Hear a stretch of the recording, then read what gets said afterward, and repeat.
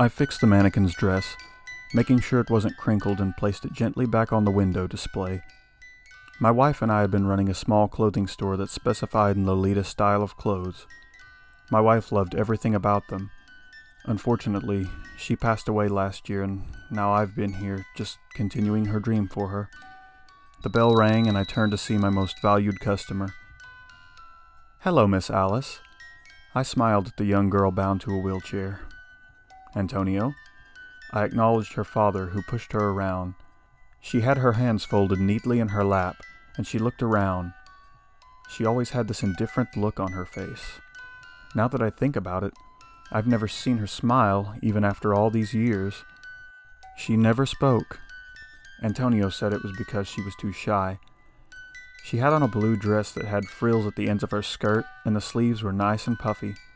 Her dark hair fell to her waist and always straightened with 2 white bows clipping part of her hair back. She truly looked like a doll. "Do you like this one, sweetie?" He knelt down, pulling the purple dress in front of her.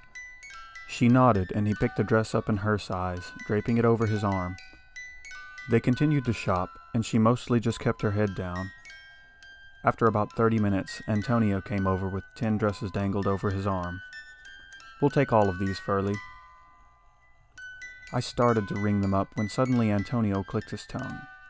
"Oh, I forgot my wallet in the car. I'll be right back." He started to wheel her away, but I teasingly joked, "Oh, Antonio, are you afraid she'll run away?" Antonio stared at me wearily before letting out a nervous laugh. "No, of course not. I'll be but just a moment." He hesitated and stared at her. I swear it felt like an eternity before he turned away and finally headed out. As he exited the store, I softened my gaze at her, and I wanted to say something, but I held my tongue. Honestly, I wasn't sure what to say. Her eyes finally rose to mine, and I smiled gently at her, but there was no life in her eyes. I swallowed and took a chance. "Alice, are you happy at home?" She didn't answer, and I waited a few more moments, knowing that Antonio would be coming back at any moment. "Alice, do you feel safe at home?" Her eyes widened, and I finally saw some life in them for the first time. Her whole demeanor changed.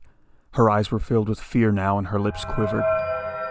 I waited, and she opened her mouth, her lips still shaking, to reveal that her tongue was missing.